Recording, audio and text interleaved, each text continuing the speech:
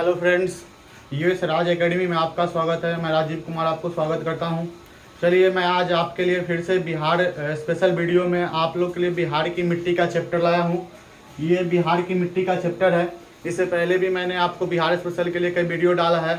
अगर आप बीपीएससी का तैयारी करते हो या बिहार एसएससी से संबंधित एसआई का कोई तैयारी करते हो तो इसमें बिहार की मिट्टी से एक न एक प्रश्न जुड़े रहते हैं, इसलिए ये चैप्टर आपके लिए बहुत महत्वपूर्ण है।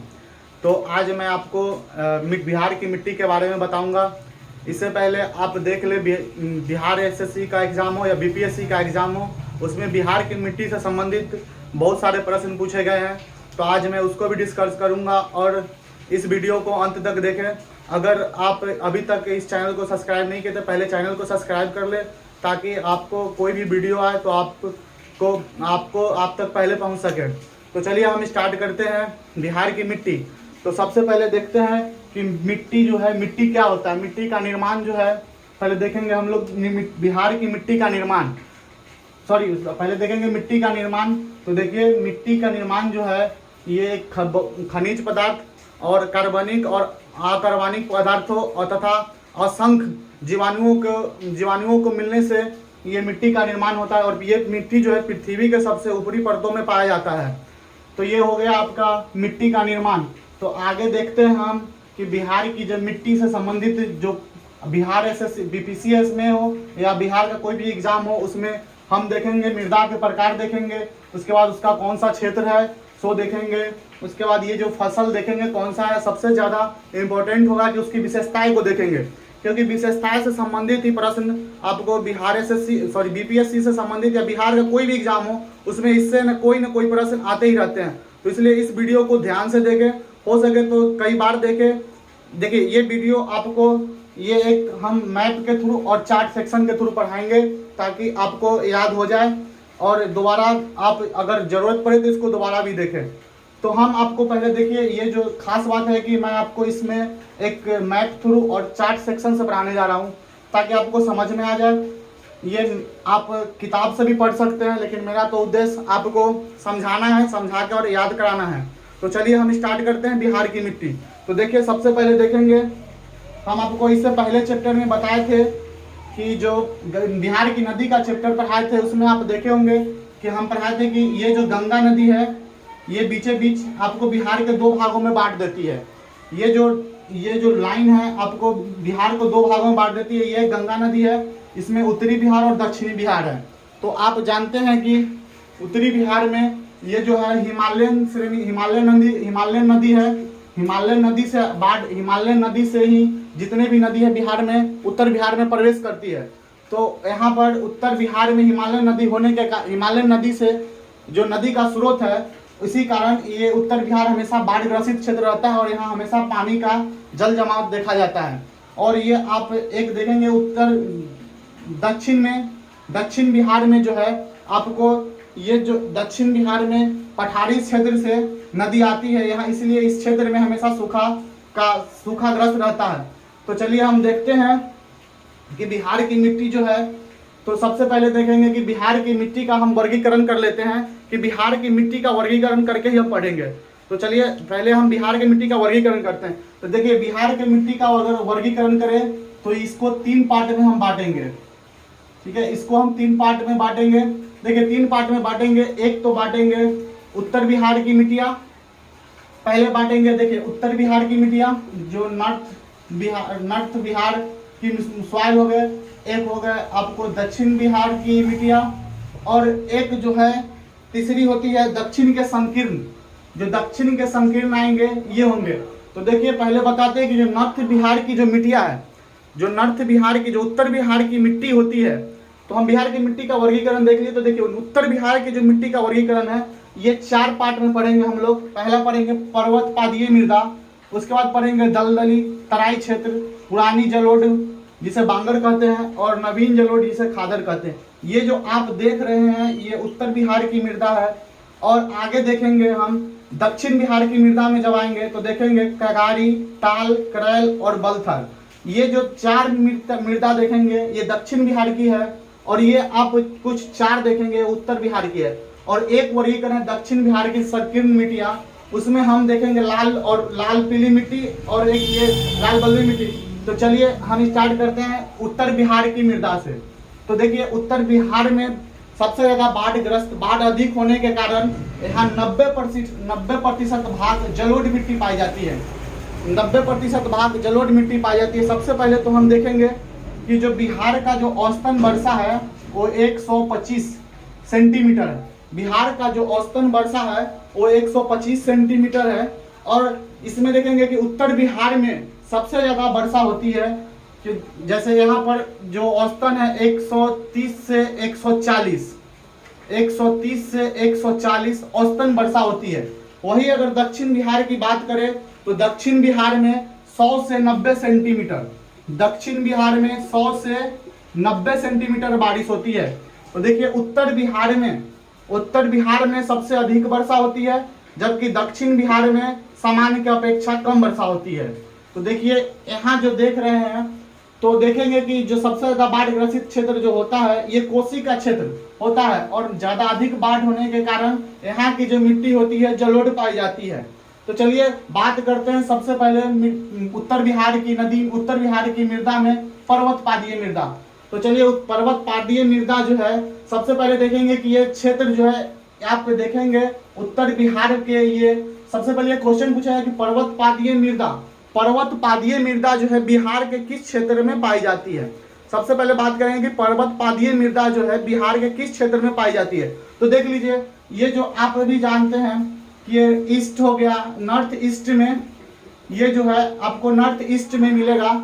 उसके बाद क्योंकि ये जो नॉर्थ हो गए और ये साउथ हो गए और आपको इधर ईस्ट हो गए और इधर वेस्ट हो गए,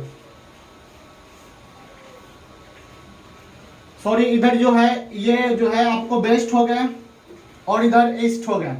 तो चलिए हम देखते हैं सबसे पहले कि किस क्षेत्र में पाया जाता है। तो ये नॉर्थ और वेस्ट में है, उत्तर और पश्चिम में पाया जाता है। तो देखिए सोमेश्वर ये जो है पर्वत पादीय मृदा इधर शिवालिक श्रेणी से नदी आने के कारण, इधर जो है शिवालिक श्रेणी से नदी आने के कारण यहाँ हमेशा जल जमाव का क्षेत्र रहता है। ये जो है पूछा जाए कि खास किस क्षेत्र में होता है तो ये पश्चिम चंपारण के क्षेत्र में होता है। और यहाँ जो अगर पूछा जाए कि यहाँ कौन सी फसल पर्वत पादीय मृदा की में कौन सा फसल उपजाया जाता है तो यहाँ देखिए मैंने चार्ट से पढ़ाने का कोशिश किया है कि पर्वत पादीय मृदा में धान, मक्का और जौ।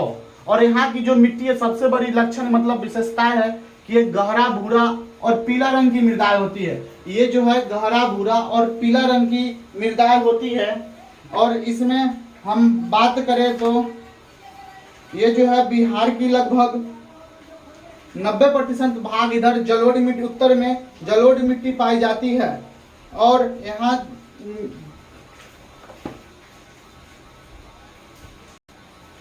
इस क्षेत्र में वर्षा की अधिकता होने के कारण ये हमेशा दलदली क्षेत्र होती है। तो सबसे पहले देख लिए हम पर्वत पादीय मृदा, ये मैथ सेक्शन से भी देख लिए ताकि आपको कभी याद न रहे। ये टिक मारते चले आप, जैसे 1 नंबर 2 नंबर मैंने दे दिया, 1 2 3 4 करके डिवाइड किया है तो आप पढ़ सकते हैं। शॉर्ट में आप अपना एक रफ ले ले और आप एक कॉपी कलम ले ले और इसको नोट डाउन कर ले ताकि आपको याद रहे और रिवाइज भी करने में आपको आसानी हो। चलिए आगे देखते हैं कि दलदली या तराई क्षेत्र की मृदा। देखिए दलदली और तराई क्षेत्र की जो मृदा होती है ये नेपाल से जो सटे जो सीमावर्ती क्षेत्र होते हैं, नेपाल से सीमावर्ती क्षेत्र में तराई क्षेत्र पाई जाती है। आप देखेंगे कि ये पश्चिम चंपारण से लेके ये जो लाइन देख रहे हैं ये जो पश्चिम चंपारण से लेके किशनगंज तक का क्षेत्र है जिसमें तराई क्षेत्र है। नेपाल के जो सीमावर्ती क्षेत्र होता है तराई क्षेत्र होता है क्योंकि हिमालय नदी से जो आती है नदी के कारण यहाँ हमेशा बाढ़ पानी का जल जमाव देखा अधिक रहता है, इसलिए इसको दलदली पानी के जमाव होने के कारण यहाँ का मिट्टी में हमेशा पानी की नमी की मात्रा रहता है, इसलिए दलदली रहती है मिट्टी। तो यहाँ से जो आप देखेंगे पश्चिम चंपारण से किशनगंज तक का क्षेत्र जो करीबन 8 से 10 किलोमीटर का पट्टी चौड़ी है, सॉरी 5 से 7 किलोमीटर की जो पट्टी चौड़ी है वो आप देखेंगे तो ये तराई क्षेत्र है। ये जो आप देख रहे हैं लाइन ये तराई क्षेत्र का है। देखिए सबसे बड़ी विशेषता है कि आपको तराई क्षेत्र होने के कारण आप यहाँ यह जो है मिट्टी का रंग यहाँ भूरा होता है और हल्का पीला रंग की होती है। जो ये जो हम लिखे हैं पीला लिख के आपको थोड़ा हम लाइन जो है ये डाउन लाइन दे दी है, मतलब कि ये हल्का पीला होता है।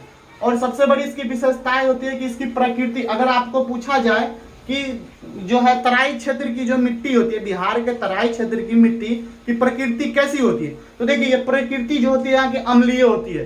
तो अम्लीय होने के साथ साथ है कि आपको इसमें लवण का मात्रा अधिक पाया जाता है, और इसमें जो है लवण की मात्रा तो अधिक पाया जाता है, लेकिन फास्फोरस और पोटास की जो मात्रा है इसमें कम पाया जाता है। इसमें फास्फोरस और जो पोटास की मात्रा है वो कम पाया जाता है।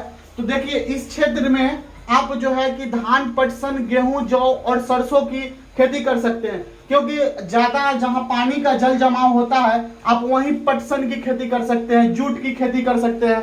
तो चलिए आप ये देख लिए कि ये पश्चिम चंपारण से किशनगंज तक, अगर आपको पूछा जाए क्वेश्चन कि जो बिहार की जो तराई क्षेत्र है ये किस दिशा में, किस क्षेत्र में पाया जाता है, तो ये जो है कि नेपाल के क्षेत्र में, नेपाल के सीमावर्ती क्षेत्र में पाया जाता है। तो चलिए आगे हम बात करेंगे।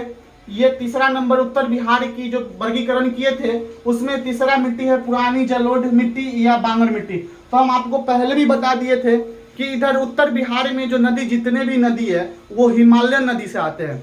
तो बिहार की नदी जब हम चैप्टर पढ़ाए थे तो उसमें हम पढ़ाए थे कि आपको बिहार की जितने भी उत्तर बिहार की नदी है वो हिमालयन नदी से आने के कारण यहाँ बाढ़ ग्रसित क्षेत्र रहता है, यहाँ हमेशा पानी, बाढ़ की समस्या उत्पन्न होती रहती है। तो इसीलिए ज्यादा पानी होने के कारण ये जलोढ़ मिट्टी बन जाती है। तो देखिए जलोढ़ मिट्टी जो है ये तो जान रहे कि अधिक बाढ़ होने के कारण जलोढ़ मिट्टी बनती है, लेकिन हम इसमें दो पढ़ा रहे हैं, जो पुरानी जलोढ़ है और नवीन जलोढ़ है। मतलब पुरानी जलोढ़ और नवीन जलोढ़ क्या है, देखिए पुरानी जलोढ़ मिट्टी होता है उसे तो बांगर कहते हैं, लेकिन नवीन जलोढ़ मिट्टी होता है उसे खादर कहते हैं। तो चलिए हम देखते हैं कि जो पुरानी जलोढ़ मिट्टी है, जो पुरानी जलोढ़ मिट्टी है उसे बांगर कहते हैं, लेकिन नवीन जलोढ़ मिट्टी को खादर कहते हैं। खादर मिट्टी में उपजाऊ अधिक होता है, तो खादर मिट्टी में जो है उपजाऊ अधिक होता है। बांगर मिट्टी में जो है बाढ़ की समस्या, बाढ़ कम होता है, और ये बांगर मिट्टी में जो है बाढ़ कम होता है। और इस जो है प्रति वर्ष जो है, देखिए ये जो पुरानी जलोढ़ या बांगर मिट्टी है इसमें बाढ़ का प्रति वर्ष नहीं होता है, बाढ़ प्रति वर्ष नहीं होता वही, लेकिन नवीन जलोढ़ की बात करें जिसे हम खादर मिट्टी कहते हैं, इसमें बाढ़ जो है हमेशा प्रति वर्ष आती है, जिससे नई मिट्टी का निर्माण होता है। तो इसीलिए इसे खादर कहते हैं। ये उपजाऊ इसकी अपेक्षा अधिक होती है। तो हम देखते हैं कि जो पुरानी जलोढ़ मिट्टी है, ये जो जलोढ़ मिट्टी है बिहार के उत्तर में ना 90% क्षेत्र में पाया जाता है। तो देखेंगे पुरानी जलोढ़ मिट्टी है जो सहरसा, पूर्णिया, दरभंगा और मुजफ्फरपुर क्षेत्र में पाया जाता है। तो ये आप देख ले कि पुरानी जलोढ़ मिट्टी है वो सहरसा, पूर्णिया और दरभंगा तथा मुजफ्फरपुर क्षेत्र में पाया जाता है। तो ये जो आप क्षेत्र देख रहे हैं ये क्षेत्र जो है सहरसा, पूर्णिया, दरभंगा और मुजफ्फरपुर का। लेकिन इसमें कहा जाता है कि अगर इसमें पानी की समस्या को दूर कर दिया जाए, अगर इसमें पानी की समस्या को दूर कर दिया जाए तो जितने भी खाद्यान्न फसल है उसको अधिक से अधिक उपजा सकते हैं। तो इसलिए ये मिट्टी जो है कृषि क्षेत्र के लिए लाभदायक हो सकता है। तो आगे देखते हैं नवीन जलोढ़ मिट्टी, जो कि प्रति वर्ष, हमने बताया कि आपको प्रति वर्ष बाढ़ की अधिकता होने के कारण नई मिट्टी का निर्माण होता है। तो इसलिए इसे नवीन जलोढ़ मिट्टी है कहते हैं। नवीन जलोढ़ मिट्टी को ही क्या कहते हैं, खादर मिट्टी। ये जो है सबसे बड़ी विशेष बात है कि देखते हैं कोसी नदी यहाँ से निकलती है, कोसी नदी है, गंगा, गंडक है तथा महानंदा नदी। उत्तर बिहार की जो प्रमुख नदी है गंगा, गंडक, कोसी तथा महानंदा नदी, इसकी निचली घाट में पाया जाता है। जितने भी नदी है लगभग इस क्षेत्र से होकर गुजरती है। तो इसीलिए यहाँ प्रत्येक वर्ष नई मिट्टी का निर्माण होता है। सबसे बड़ी बात देखेंगे कि यहाँ धान और जूट की जो है सबसे अधिक फसल होती है। तो अगर आपसे पूछा जाए कि आप जानते हैं कि पूर्णिया और कटिहार में, ये जो पूर्णिया और कटिहार का क्षेत्र है, आप देखे होंगे कि पूर्णिया और कटिहार क्षेत्र में सबसे ज्यादा जूट का उत्पादन क्यों किया जाता है। यहाँ जो पूर्णिया और कटिहार में सबसे ज्यादा जूट का उत्पादन किया जाता है क्योंकि यहाँ पर जल, पानी की उपलब्धता होती है, और ये वर्षा जो होती है 130 से 140 सेंटीमीटर की आसपास आप उत्तर बिहार में देखेंगे। तो सबसे बड़ी बात है नवीन जलोढ़ मिट्टी की कि ये जो है धान और जूट की अधिक फसल होता है, और ये पानी के जल जमाव अधिक होने के कारण मिट्टी का रंग कैसा होता है, तो काला होता है।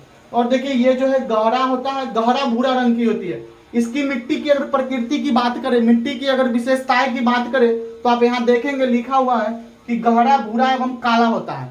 ये जो है गहरा भूरा और काले रंग की होता है। लेकिन सबसे विशेष बात है कि ये जो मिट्टी की प्रकृति अगर पूछी जाए तो इसमें क्षारीयता कम होती है। तो चलिए आपने अभी उत्तर बिहार की नदी के बारे में पढ़ लिया, आपने अभी उत्तर बिहार के बारे में पढ़ लिया, तो आप पढ़ते हैं नीचे की जो है एक हो गया उत्तर बिहार की जितने भी नदी थे उनको देखे, सॉरी उत्तर बिहार की जितने भी सॉइल थे वो देख लिए।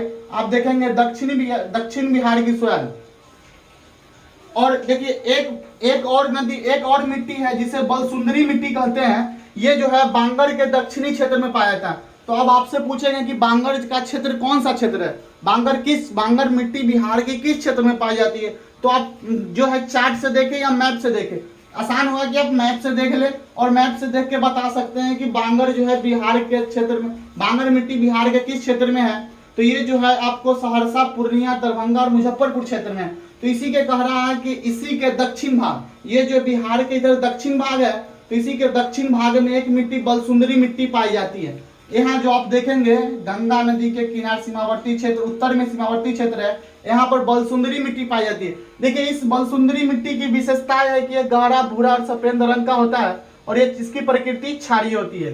देखिए अगर बात किया जाए कि बलसुंदरी मिट्टी में हम कौन सा फसल को उपजा सकते हैं, बलसुंदरी मिट्टी जो होती है उसमें हम बात करें कि कौन सा फसल उपजा सकते हैं, तो आप देखिए इसमें मक्का, गन्ना, तंबाकू, धान और गेहूं की फसल उपजा सकते हैं। तो अगर आपसे पूछा जाए कि मक्का, गन्ना और तंबाकू के लिए कौन सा मिट्टी उपयुक्त है, तो अगर ऑप्शन दे दिया जाए कगारी, टाल और एक बलसुंदरी मिट्टी, तो आप तो ऑप्शन में ये बलसुंदरी मिट्टी होगा क्योंकि ये तंबाकू के लिए उपयुक्त मिट्टी है।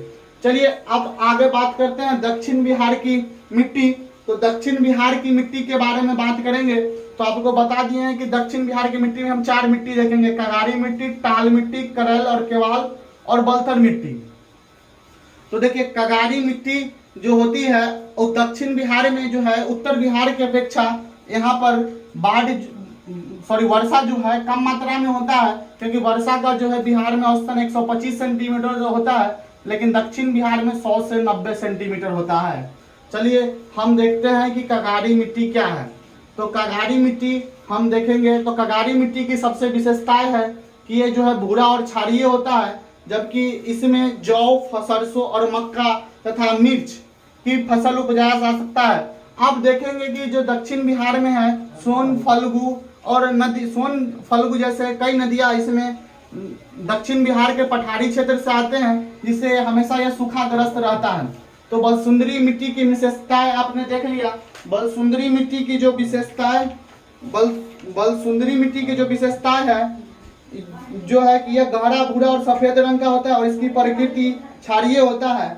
इसमें सबसे ज्यादा इस क्षेत्र में केला, लीची और आम बागान भी पाए जाते हैं। चलिए आप बात करेंगे हम दक्षिण बिहार की मृदा। तो कगारी मृदा हम देख लिए। तो कगारी मृदा में इसमें चूना प्रधान मृदा है। अब आगे देखते हैं दूसरा है एक टाल मृदा। आप ये टाल मृदा का नाम सुने होंगे। तो चलिए टाल मृदा को हम बताते हैं कि ये जो दक्षिण बिहार की जो नदी है, दक्षिण बिहार की जो सीमावर्ती क्षेत्र जो होती है, ये आप देख रहे हैं ये लाइन, ये दक्षिण बिहार की सीमावर्ती क्षेत्र में गंगा के जो सीमावर्ती क्षेत्र है उसमें टाल नदी पाया जाता है। ये जो इसका विस्तार बक्सर से लेकर भागलपुर तक होता है और सबसे विशेष बात है कि इसमें दलहन, गेहूं और तिलहन जैसे इसमें फसल उपजाया जा सकता है।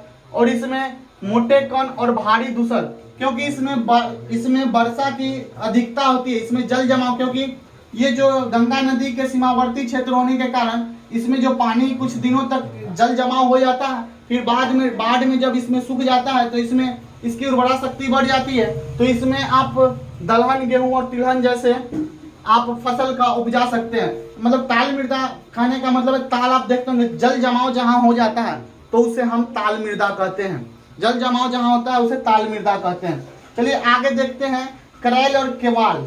आप सबसे बड़ी विशेष बात है कि करैल और केवाल जो है ये 2 तरह का है। तो इसकी विशेषताएं आप देखेंगे कि करैल जो होता है उसमें क्षारीय प्रकृति पाया जाता है, जबकि केवाल में अम्लीय और क्षारीय दोनों पाया जाता है। और ये जो करैल और केवाल जो आप देखेंगे ये बिहार के जो दक्षिण भाग है इसमें सबसे ज्यादा अधिक मिट्टी पाया जाने वाला करैल और केवाल ही होता है।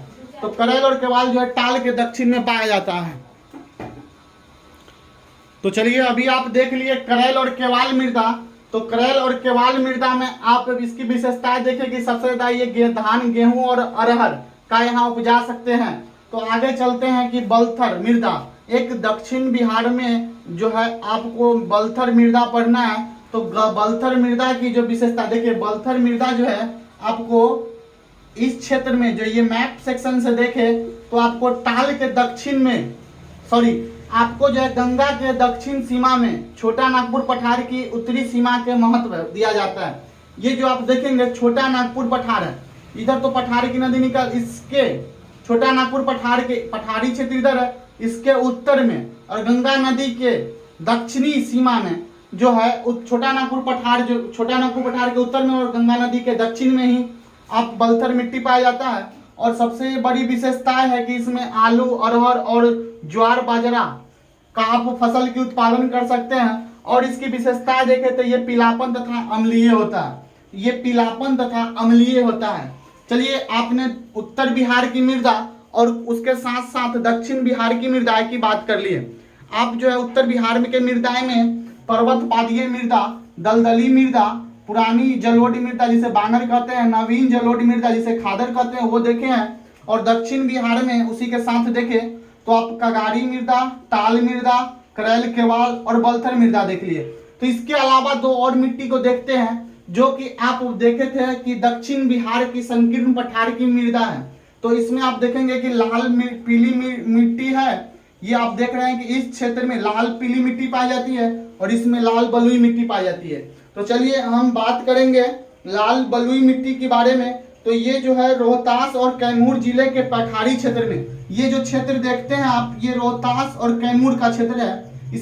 इसी के पठारी क्षेत्र में आपको लाल बलुई मिट्टी पाई जाती है। इसी के क्षेत्र में आपको लाल बलुई मिट्टी पाई जाती है। इस मृदा का निर्माण जो होता है लाल बलुआ पत्थर, सैल और चुना पत्थर आदि चट्टानों को मिलने से होता है। इस मृदा का निर्माण आप देखेंगे तो लाल बलुआ पत्थर, सैल, चुना पत्थर आदि चट्टानों के विघटन और अपघटन से हुआ है। इसीलिए इस मिट्टी का रंग जो है लाल और पीला होता है। इसीलिए इस मिट्टी का रंग जो होता है लाल और पीला होता है। लेकिन अगर इसकी विशेषताएं की बात करें तो इसमें ह्यूमस की जो मात्रा है, इसमें के बात करें तो इसमें जो ह्यूमस की जो मात्रा है वो अधिक होता है। आप देखेंगे ह्यूमस की जो मात्रा है अधिक होने के कारण ये जो मिट्टी होता है अधिक उपजाऊ होता है और इसमें बालू की अधिकता होती है। तथा अगर फसल की बात करें तो इसमें जो है फसल में आप देखेंगे तो ज्वार, बाजरा और इसके साथ साथ आप मक्का का उत्पादन कर सकते हैं। अगर क्षेत्र की बात करें तो अगर लाल बलुई मिट्टी की अगर क्षेत्र की बात करें तो ये रोहतास और कैमूर में है। ये रोहतास और कैमूर जिले में इसका विस्तार है। चलिए, एक बिहार की मिट्टी का सबसे अंतिम मिट्टी के बारे में बात करेंगे। बिहार की मिट्टी के सबसे अंतिम मिट्टी का बात करेंगे, वो है लाल पीली मिट्टी। ये लाल और पीली मिट्टी क्यों कहा जाता है? लाल मिट्टी इसलिए कहा जाता है इसमें क्योंकि लौह की जो मात्रा होती है, लौह तत्व की अधिकता होने के कारण इस मृदा का रंग लाल होता है। और सबसे बड़ी इसकी विशेषता है कि इसमें ह्यूमस नाइट्रोजन, इसमें जो है आप देखे थे कि इसमें जो इस मिट्टी में ह्यूमस नाइट्रोजन और फास्फोरस की कमी पाई जाने के कारण इसमें इसकी उपजाऊ जो होती है बहुत कम होती है। और इसकी अपेक्षा इसमें आप देखे हैं कि ह्यूमस अधिक था, इसलिए इसकी उपज भी अधिक था। इसमें ह्यूमस की मात्रा कम होने के कारण इस मिट्टी की उपज भी कम है। और अगर इसकी बात करें क्षेत्र की तो ये बांका, जमुई, मुंगेर, नवादा, गया और औरंगाबाद, ये जो क्षेत्र देखते हैं आप लाल मिट्टी का, ये जो क्षेत्र है आप देख रहे हैं, ये जो है बांका, जमुई, मुंगेर, नवादा और गयाबाद तथा औरंगाबाद का जिला है। इतना क्षेत्र से ये आपको लाल पीली मिट्टी मिलती है। लाल मिट्टी क्यों कहा जाता है? क्योंकि इसमें लौह तत्वों की अधिकता होता है और इसकी उर्वरा शक्ति कम होती है। अगर बात करें इसमें कि इसमें कौन सी फसल उपजाया जा सकता है तो आप इसमें देखेंगे कि मोटे अनाज, जिसमें ह्यूमस की मात्रा कम होता है, उसमें मोटा अनाज और दलहन जैसी फसल उपजा सकते हैं। तो चलिए, आज हमने बिहार की मिट्टी के बारे में देख लिए। उम्मीद करते हैं कि आपको ये समझ में आ गया होगा। अगर किसी के स्क्रीनशॉट लेना है तो आप स्क्रीनशॉट ले लें।